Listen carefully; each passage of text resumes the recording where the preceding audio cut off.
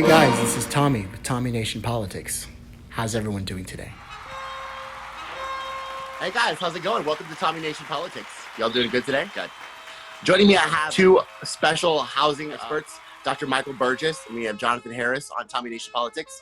We're going to be discussing different crises that face America. Social crisis, which is, of course, the Black Lives Matter and the statues. And we have the political crisis, which is the Do Nothing Congress, and the fact that the CARES Act is running out later on this month.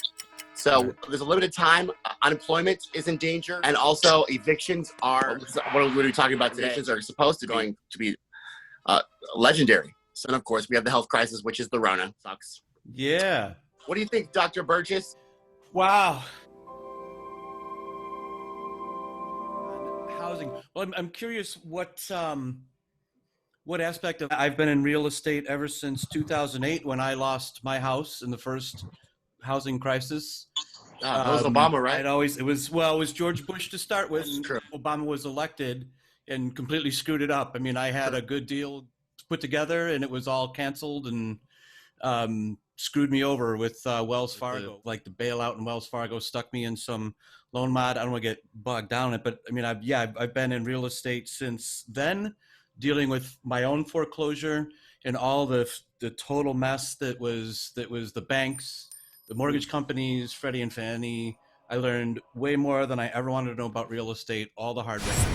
I was hauled to court, because when you go into the foreclosure, it goes through a court system, at least in Illinois. There's different kinds of, some use judicial foreclosure. Some places like Texas, they just give you a notice and evict you and see you later, bye. So, yeah. So, Jonathan, what about you? Your background? My background, studied at UTSA, real estate finance and commercial development with wow, a focus in finance and mortgage banking. No longer in the industry, but I do have a pretty extensive background in family, and it's something I do follow on a regular basis. Cool. It's very good. Well, I grew up on the south side of Chicago, so I've watched, my neighborhood was a pretty lily white neighborhood. There was literally the train tracks divided where my black friends lived and where white kids lived. And I was part of that whole thing Biden's going through now, where I was part of that generation that was forced busing. They tried to take black kids and haul them out to the suburbs and take us and haul us to black schools. That little girl that was me. I believe you are a racist. And I agree with you when you commit yourself to the importance of finding common ground. But I also, and it's personal, and it was hurtful to hear you talk about the reputations of two United States senators who built their reputations and career on the segregation of race in this country. And it was not only that, but you also worked with them to oppose busing.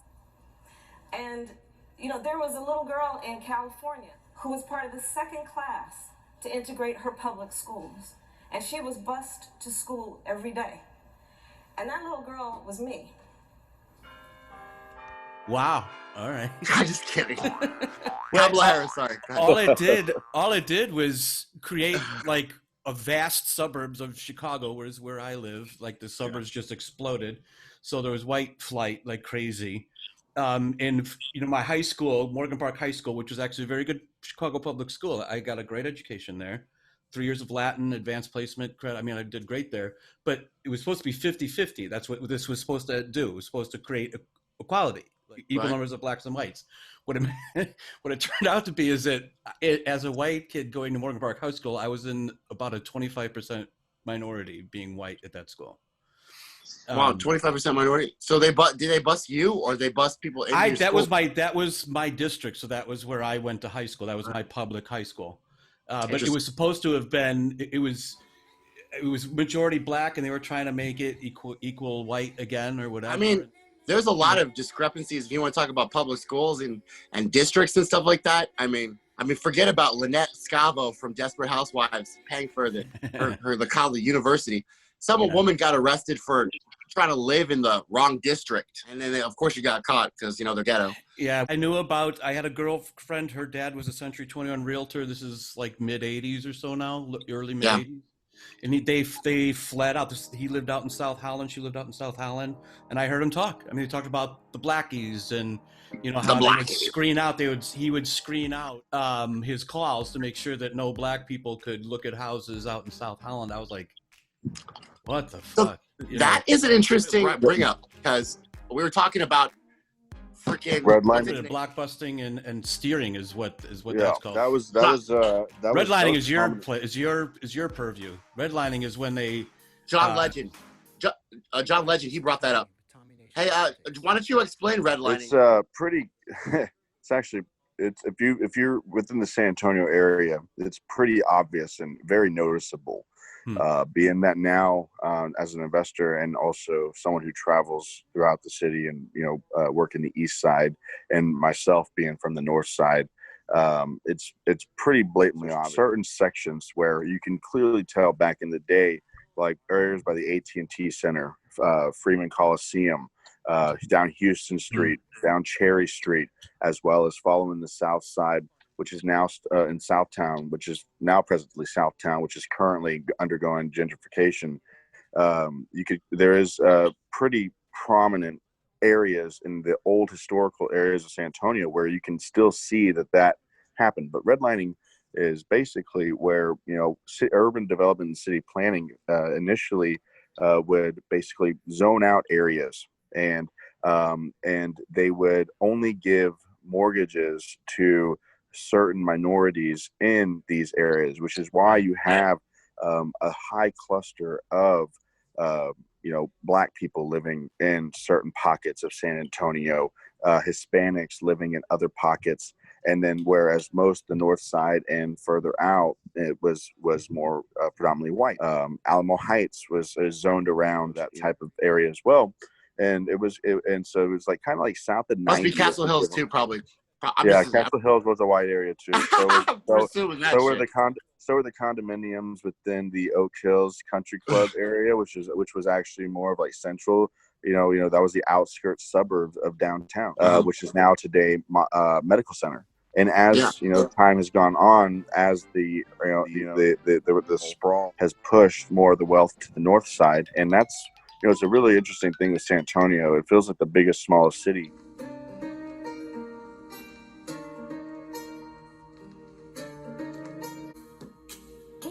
Travelers, today we are in San Antonio, a major city in Texas with a rich colonial heritage. Let's go explore the top spots.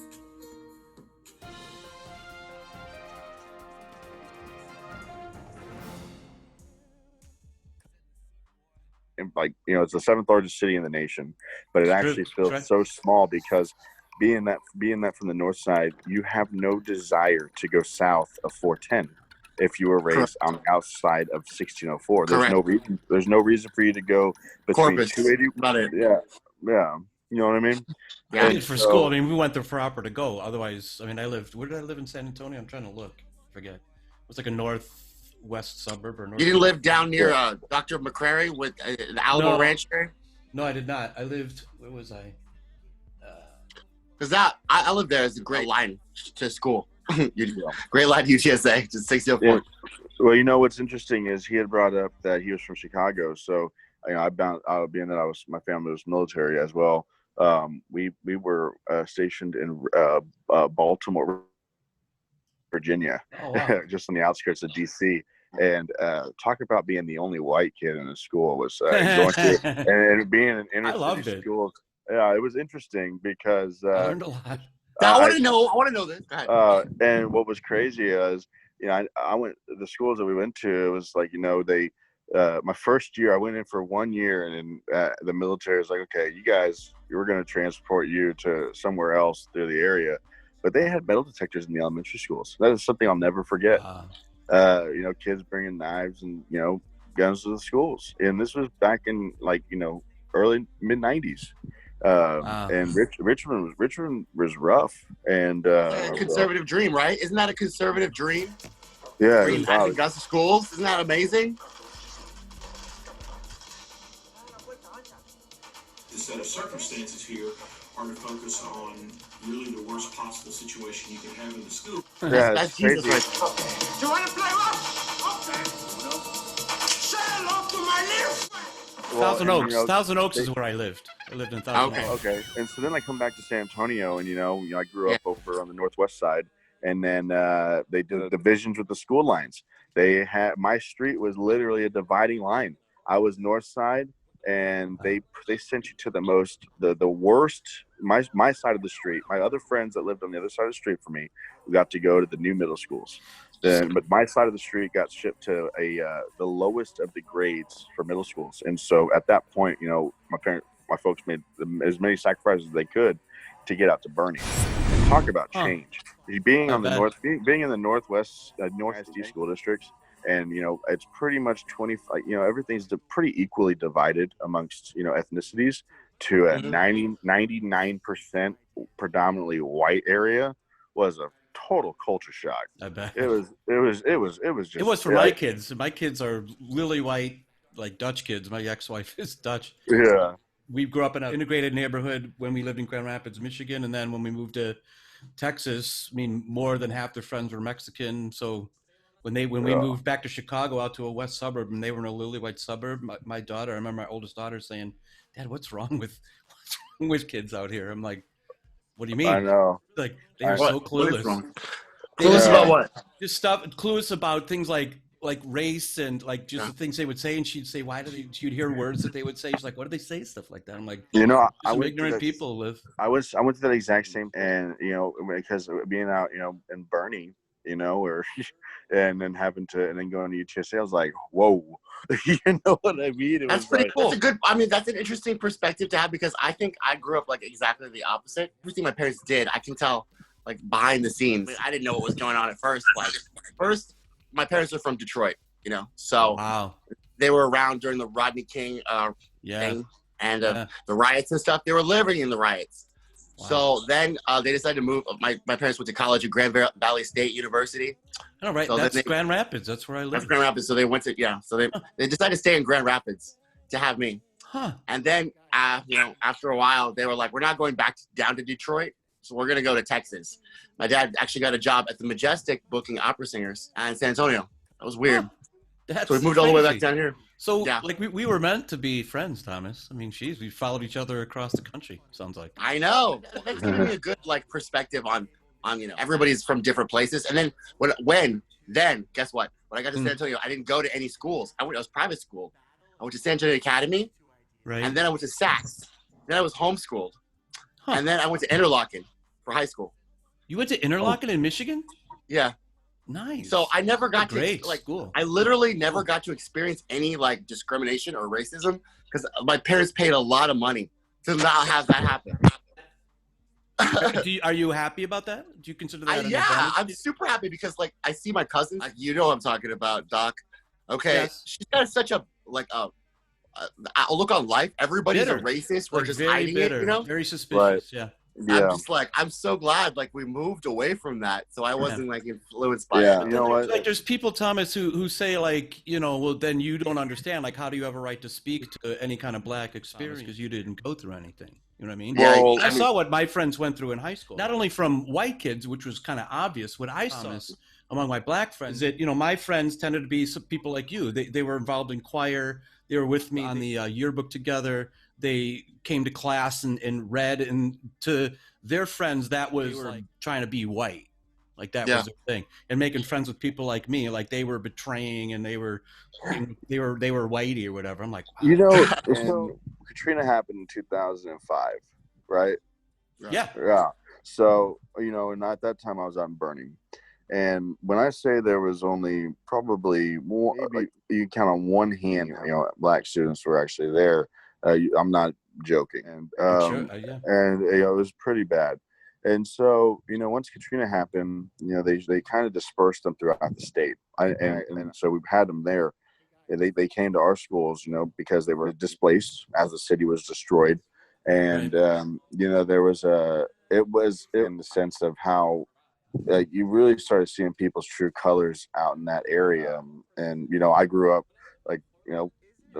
my dad, my folks, my mom's from England and my dad's from El Paso. In El Paso, they didn't know racism. Both were dirt poor growing up, and came and my mom immigrated. My dad was the firstborn American, in the family, and so they worked for everything they got. From what countries, Jonathan? Well, my family on my dad's side is from Mexico City, and Wow. my mom's side's from England, and Wow. so Nice. That is pretty heavy. That's pretty cool. Yeah, we have some really close friends that are from the Caribbean, and they're black, and they are some of the nicest, coolest people. I mean, they're super awesome people. I've known them my whole life, right? And one of their husbands now is really we used to be really good friends, and he has so much hatred because he was one of the ones that was from New Orleans, and he had so much anger, and they had these theories of that the levees were purposely blown up to destroy and displace people. I heard all that. Kanye West believed that. He said that. He said George Bush hates black people. That was he did. And he's hugging Trump. Like 10 years later, he's hugging Trump. It's like, I don't there's just so many things that even like I sit there and they hear the way they talk, and they ended up getting so he ended up marrying one of my really close friends, family friends, and he's an awesome guy, great guy, and I love all of them, but they there was a period of time, there was just this like really discomforting, that side of that, just the things that would be said, and then not only like that, not loving things at all, and they're so absolutist. And what's really messed up? Religion, honestly, it's like religion. Right, and what's really messed up? Very much so. And what's really messed up in my insight from my viewpoints of things is I probably have more of minority friends than anybody else. I literally, my best friend's Indian, my other best friend's Mexican. I have a couple of really awesome close black friends, and handful of that. So it's almost like a bad bar joke, right? Like we walk into a bar together. Anywho, but we're all family. You know what I mean? And then I want you both to say Black Lives Matter then. Right now. Well, of Black course Lives Matter. Black Lives Matter. Black Lives Matter. Indian Lives Matter. Wait a second. Don't say all. You know what? I don't care if you say it or not. Like the media. Did you see them talk? See, that's but they do. But that's a red herring. But that's a red herring. Yeah. You know what that well, is? I understand that now. It took me a little while to understand that because here I'm thinking. That's the only thing. Like the media that wants Vice President Mike Pence to just say it because he's like in front of a microphone. Right. But it's just, the red herring thing is just. But hear me out, Thomas. So go ahead. My family's from England. Okay, in England, the Pakistan, the Indian people, the people from the Middle Eastern and Turkish countries, they are treated just as bad as the black people here. Yeah. So for when I say all lives matter, from my point of view, I'm talking Indians, Mexicans, Pakistanis, everybody, literally. I mean, of course, with the redlining and the disproportions of the unfair mortgage treatments that were given to any ethnicities, and just not only that, the things that happened in the 60s and, for the segregation, the lower pay, the not giving them the best jobs, and even within the schools, opportunities and the divisions within schools, they've been held back for so long from being able to even play catch up that it's almost amazing if they can get out of it, because the odds were stacked against them. Right. It's hard. It's true. You're right. I don't know how my dad did. I guess they went to college, and college meant something back then. Right now. And so I got close friends. Right? He's part of the family. You know what I mean? And he lately he's been doing a daily post of experiences of personal racism, and it's been eye opening of how. And this is this guy's one of the nicest. This is one of the nicest people I've ever known. He would literally take his coat off and lay it down on the street to help, and hold an old lady's hands and bags to help across the road. That's old-fashioned, John. Yeah, he's old-fashioned. He's just one of those chivalry. People. Yeah, this guy is just an amazing dude.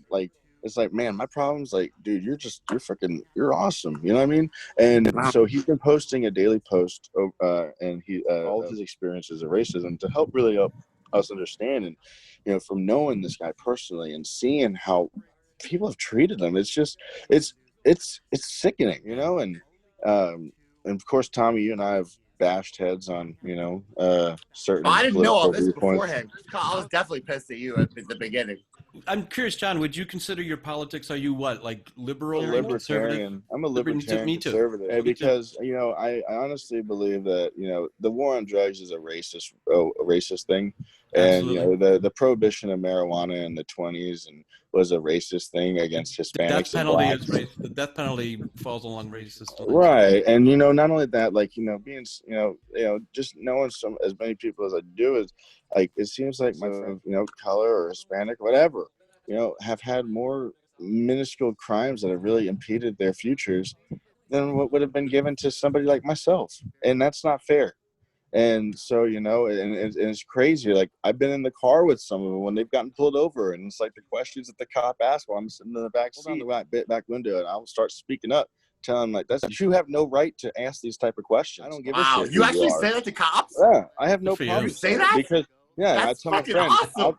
I'll be in the back seat. I'm like, you don't have to answer that. Give them your driver's license, give them your registration, and I'll tell them, because my uncle's a criminal lawyer. You don't, and he always told us, like, if a cop sits there and wants to search your car, it's always no. And you deny. The dogs. Then you get the dogs, bro. If you're black, even then, that's, if you're talking about pot, like, what do you, like, I mean, it's stupid. Like, it is stupid, but they have problems. They're psychos. They're murder they psychos. Do. It's a power and they go trip. through.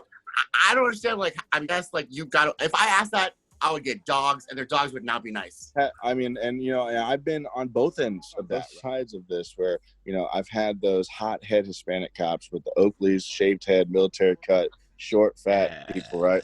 And they come to the door all puffed up chest, and I've been at that end of where I've been wrongfully arrested and then had police brutality against myself because they're looking for something to do in a small town. Oh yeah. You know what I mean? And that's one of the things, and that's something that's just, it just baffles my mind. Like, what happened, like Bexar County, bro, it's not that big of a deal, like, for certain small little petty things. They don't have time to mess with that. There's bigger things. But these small town cops, man, that's why I like mentality. Texas. Like, there's different cultures in Texas. You got Dallas up there that's a little bit more red. San Antonio's blue. And then you got in between these little pocket cities like Waxahachie and Corsicana. They're racist. The Klan lives. I go 35 with W at Worth. Whenever I'm traveling to Dallas, 35 East, that's Klan territory. Very interesting. It's like Thomas, it's like Mad Max. I'm very curious now that I know your background. Like, what is like radicalized you? When did that turn? I'm pretty sure, like, just watching like all my cousins get brutalized by cops in Memphis, like they did. I think Kevin. Memphis. He was driving a car that wasn't his. It was his friend's, but the cops thought it was stolen, and they bashed the shit out of him. They made it so like he was in the hospital with a coma and shit. And it turns out, his car is a friend, let him drive it, guys.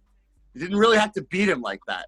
Yeah. So, and then, like, I've had my own little shit, like, things where they just wouldn't leave me alone. They just don't.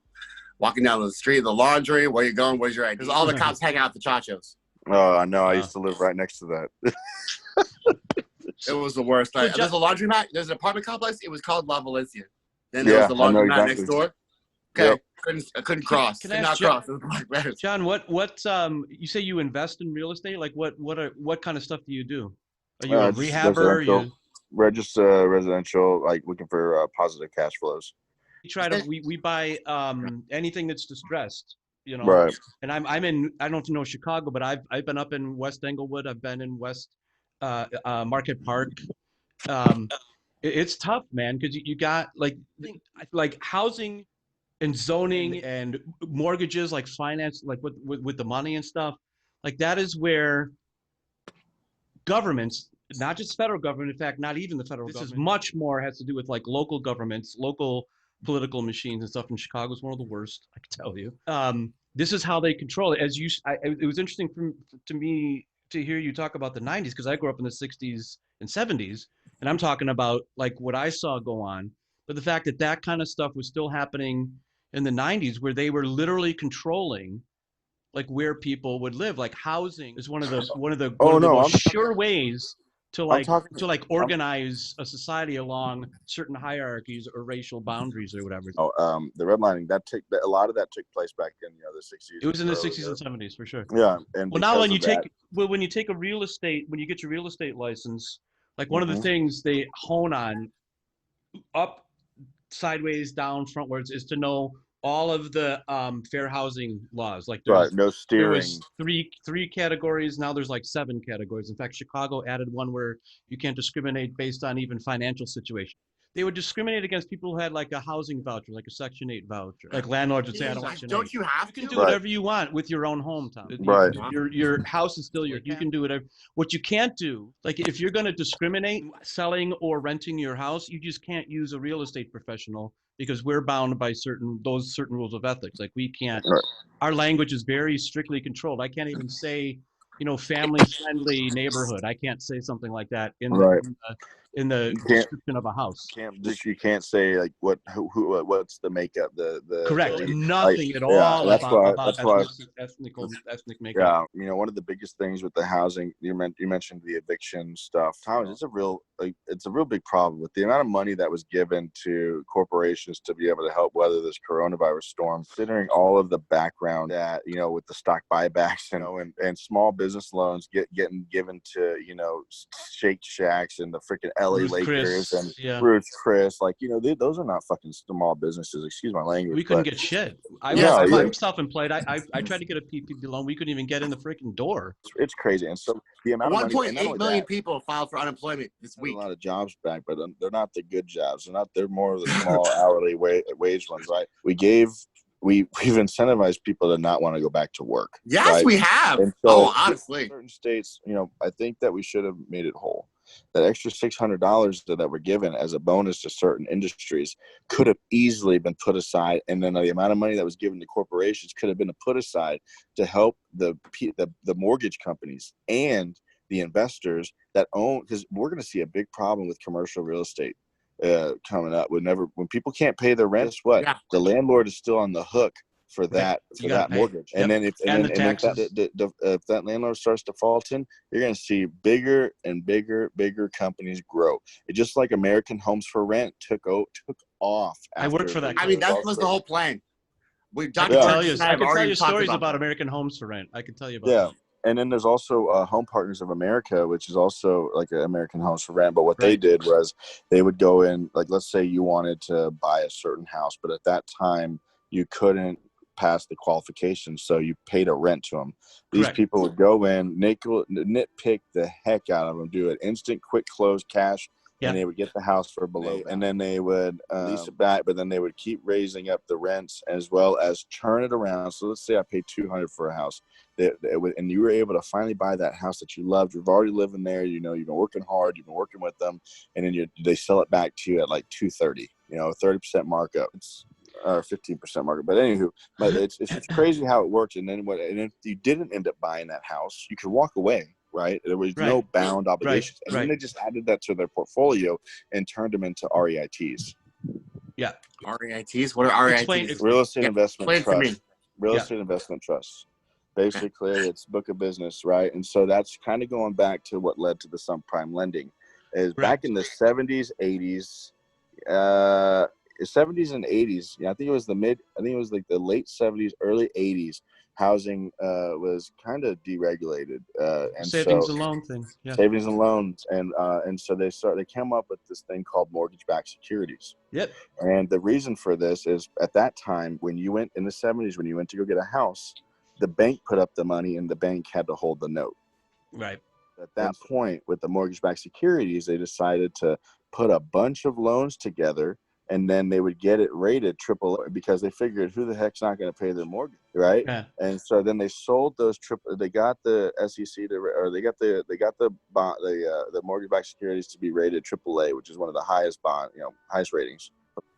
In I think it was like mid 2000s, early 2000s, mid 2000s, they were selling them. Real estate started booming in the mid 2000s. Sure did. And they had these big things called bubbles. They had these things called Nina loans. No income, no asset verification. Correct. And basically you could walk in, say you made $1 million, $100,000 a year, they would automatically approve it. And knowing that these banks like Countrywide, they're out of business now. There were some of the other ones. There were some other big ones. They got too. subsumed. Countrywide got bought, but yeah.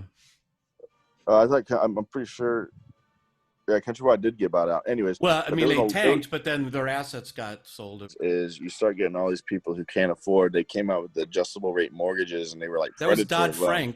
Dodd-Frank, where they said you Yeah. have to loan to people. You have to create minority home ownership. So they just Right. literally creating loan products out of nothing, like just giving. Yeah. People blame it on that, which it was. I mean, you give loans to people who can't pay them, that's going to hurt you. Right. But they were also what the predatory REI, loans. what the REITs did was turn housing, rather than a house being like an asset, like a tradable asset, like your house is worth what someone will pay for it. You could make. I've sold and bought my own houses and made profit, but it took the housing industry and made housing a commodity. So now houses were being traded like they were a stock, and everyone was in on it. Appraisers, they would appraise these houses at some inflated value. Like at some point, someone was going to be, like anything, someone's going to be holding that bag. Hey guys, this is Tommy with Tommy Nation Politics. How's everyone doing today?